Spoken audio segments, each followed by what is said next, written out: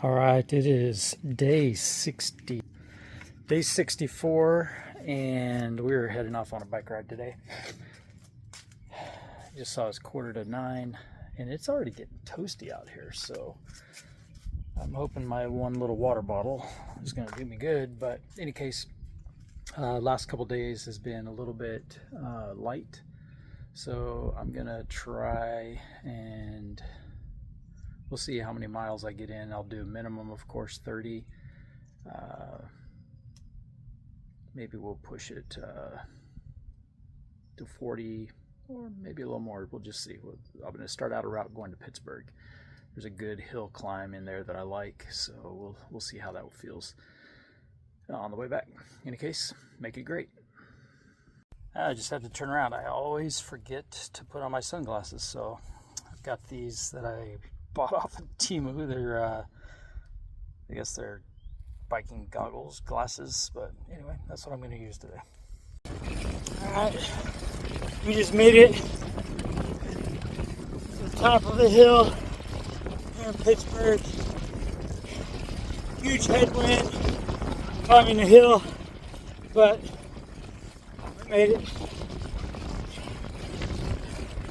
Feels good. Lungs burn a little, legs burn a little.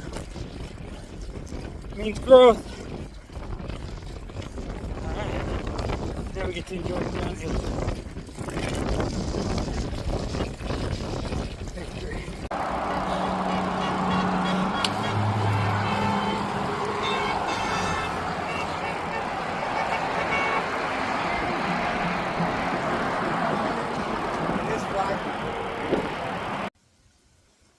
So I finished a good ride. I think it was 46 miles.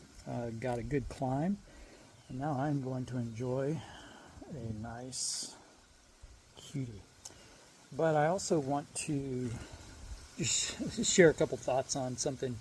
This morning as I was getting ready for my ride, I was watching a couple of YouTube reels and stuff. And there was one, I guess I have to preface this. I think there are so many things going on in the political, social world now that are confusing, and a lot of people are getting their news from all these social media sites, and we're not getting educated in the school systems. And so basically it's like education through society, and whatever the next person thinks, then you're in certain groups, and then others are going to think the same thing.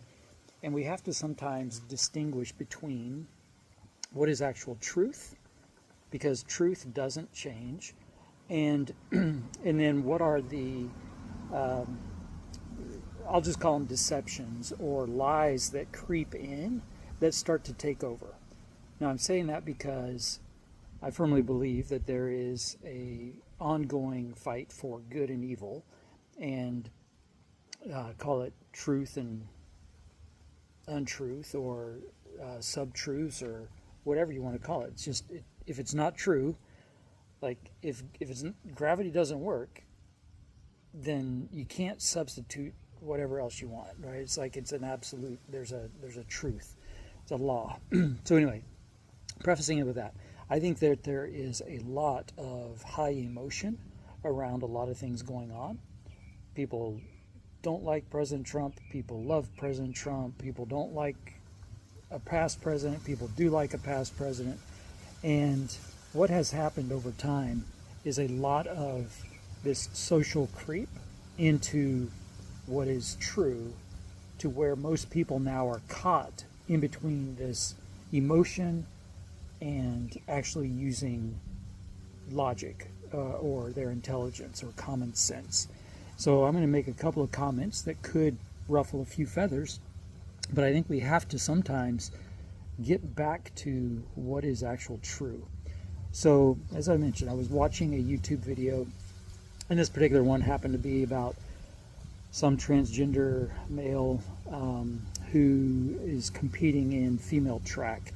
And anyway, of course, he won and was being put on the podium, but they also wanted to allow the the female winner to also be on the podium for first place.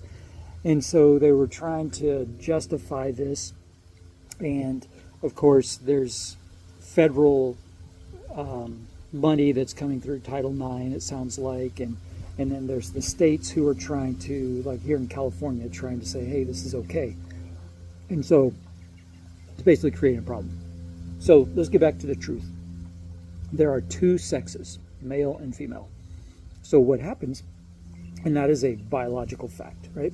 That is, but what happens on the social side is you want to start to change the wording and talk more about gender, which is more of a social construct of understanding roles and how you might function in society as a particular gender. And so what has happened is there seems to be more shift towards that type of a identification. You hear this all the time. I identify as a fill in the blank, and that list seems to grow longer and longer and longer. But the truth is that there are two genders, there are two sexes. So whatever I want to identify as, that's where the problem lies, because we can't start justifying identification in one way that conflicts with how society is able to function properly. And so if I want to identify as Michael Jordan, well, what should stop me from falsifying my identification and stealing his identity to say that I am him and start collecting all the royalties from Nike? And you see what I'm saying? And you might say, well, that's an absurd idea, but it's also absurd to think of a male saying that they are now female and should be able to compete and beat all the girls, right? So think of that.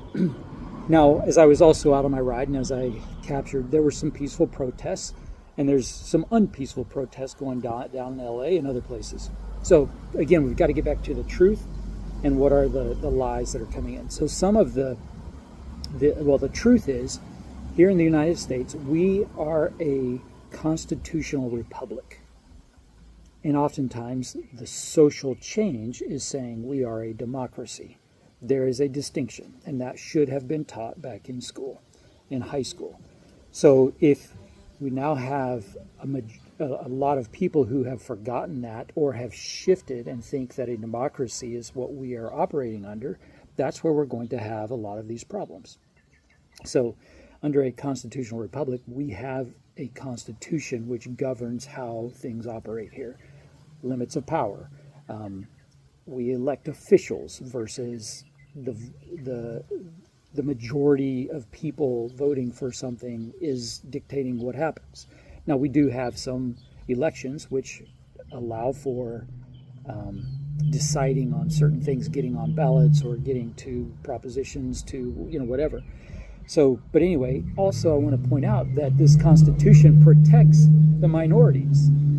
And so what we're seeing right now is, especially if we talk about President Trump, he was not only elected by the Electoral College of the electorate, but also we happen to have a majority of the population that also elected. That just happens to be a coincidence. But what I want to bring up is some of the signs that I saw on my ride today were no kings. And so again, you're now getting this high emotion, low common sense. Like President Trump was elected to be a president, not a king. So now you've got the social side coming in and saying, well, he's acting like a king. He's running things like a king. No, what he's doing is executing the protections of the United States borders and the responsibilities to uphold the Constitution, which is to enforce our language, culture, borders, right? So, and then I saw another sign that says protect democracy, and I think I've covered that one well. It's like you've got individuals coming from other countries, perhaps, that didn't get educated through the system, or properly, or maybe they've been here a long time and just forgot. Maybe they didn't get taught that in high school. So the assumption is that we are a democracy, and that somehow our democracy is being eroded by enforcing the laws. Another one was, I saw a sign that said no ice. And yeah, I'm not saying that we've got too hot weather and so there's no ice, but ICE is the United States Immigration and Customs Enforcement Agency. And so if we are saying that we don't want ICE, we don't want any immigrations and customs enforcement, like, what do you think would happen if we go and allow that idea to propagate? Or, even better, what country can you go into? Can you go down into Mexico with no papers and no documentation and just say, hey, I want to, enjoy everything and not think that you can be put into jail? And so, anyway, I think that there has to be this rebalancing of, let's get back to some common sense. Let's bring down these high emotions. Let's elevate the logic. Let's elevate the common sense. And I'm not advocating for being mean or, let's be kind to everybody, regardless of the opinions. But we have to still enforce what is true, enforce our laws, enforce the responsibilities as citizens to uphold the land, the laws of the land. And there's room for disagreement. There is room for protest, and to do that peacefully, and our Constitution protects that as well. And so once it crosses the line of breaking the law, that's where we're starting to see a lot of this high emotional, and thinking that, well, this is unjustified or that should be justified. And so I just wanted to say, please be nice to everybody. Let's all obey the law, and let's make this situation better by opening the opportunity to have conversation without getting mean or upset or confusing what may start to be creeping in as a deception or a lie. Remember the story of, if you tell a lie and then you have to tell another lie to cover it up, and then you have to tell another lie to cover that one up? That's what seems to be happening, is we have gone so far off of what is actual true that we're now arguing about things that are false. Like, we're arguing around ideas that are off base. So it is very uncomfortable to have to be reminded and get back to what is actual true. But that's what we have to do. And so hopefully this is helpful. And I agree that, and I just acknowledge that, some people are going to hate this, but